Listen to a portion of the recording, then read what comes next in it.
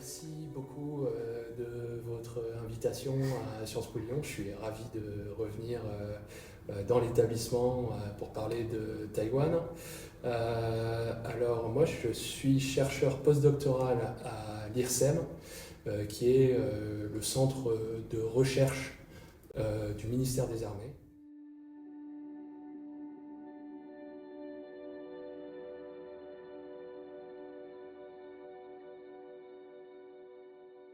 C'est une très vaste question. Taïwan, un point particulièrement sensible sur le globe aujourd'hui, oui. Aujourd'hui, et aussi pour des questions historiques, puisque Taïwan, je pense qu'il faut toujours revenir à sa localisation géographique pour comprendre ce qui se passe aujourd'hui, et ensuite de faire un retour à l'histoire, puisque Taïwan est, en fait, depuis le grand âge du commerce maritime en Asie de l'Est, Taïwan a toujours été extrêmement bien situé sur les routes commerciales qui vont non seulement vers la Chine, mais aussi vers le Japon, et ensuite vers toute l'Asie du Sud-Est, et puis ensuite les routes maritimes qui vont vers l'océan Indien et l'Europe. Pareillement, ça ouvre la route des États-Unis, de l'Amérique, du Mexique par rapport à la Chine. Donc on a là un territoire qui est tout à fait pivot dans l'histoire et qui, cela dit, aujourd'hui on parle évidemment beaucoup de la Chine avec Taïwan, mais Taïwan rentre dans la géopolitique mondiale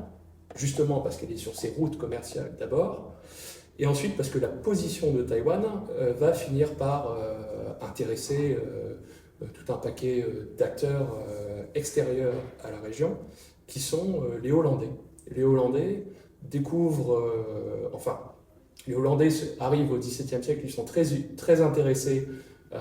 pour obtenir un endroit pour pouvoir commercer avec la Chine. Malheureusement, les Chinois ne les laissent pas s'établir sur les côtes chinoises et les envoient sur une terre étrangère, barbare du point de vue des Chinois, en 1620, et qui se trouve être Taïwan. À partir de ce moment-là, Taïwan va intéresser les Chinois puisque les Hollandais vont faire de l'île leur base pour le commerce maritime dans la région. C'est à ce moment-là qu'ensuite il y a une guerre civile en Chine entre l'empire Ming et puis l'empire mandchou des Qing, c'est les Qing qui l'emportent. Ils repoussent les Ming jusqu'au sud-est, jusqu'à la mer, et c'est là qu'on a un espèce de marchand un petit peu pirate et en même temps homme fort de la province du Fujian qui est en face, qui est la partie de la Chine qui est en face de Taïwan, un homme qui s'appelle Zheng Chenggong, et qui va aller à Taïwan, ravir la position aux Hollandais et faire de cette île une base de reconquête du continent. Et à partir de ce moment-là, qui est extrêmement parallèle avec ce qui se passe en 1949 entre Chiang Kai-shek et Mao Zedong, la position géopolitique de Taïwan est née.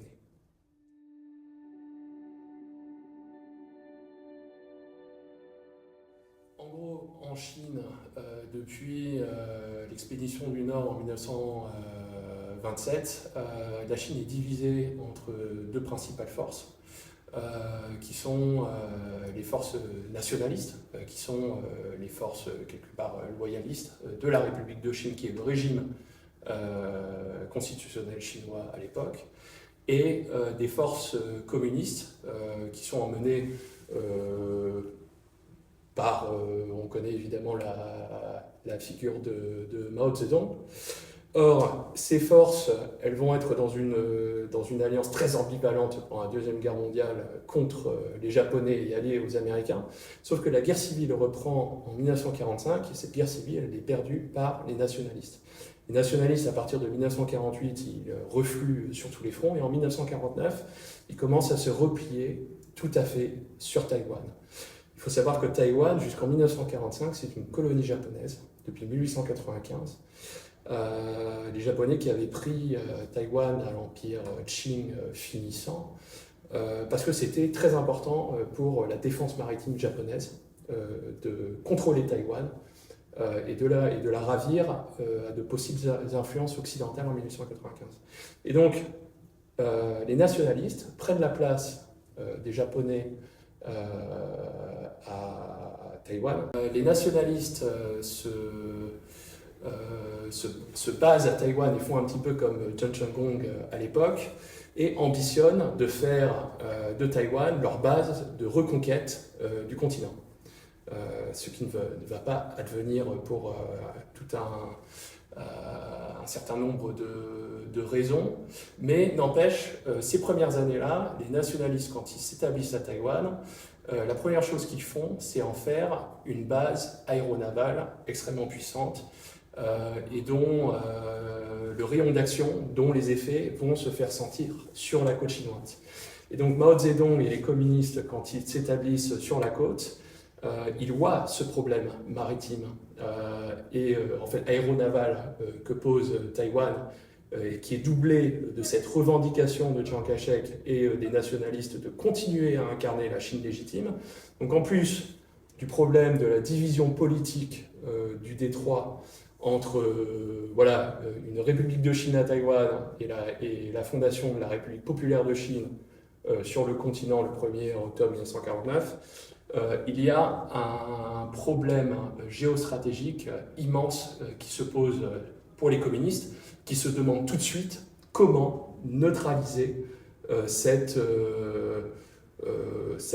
forteresse à la mer que constitue Taïwan.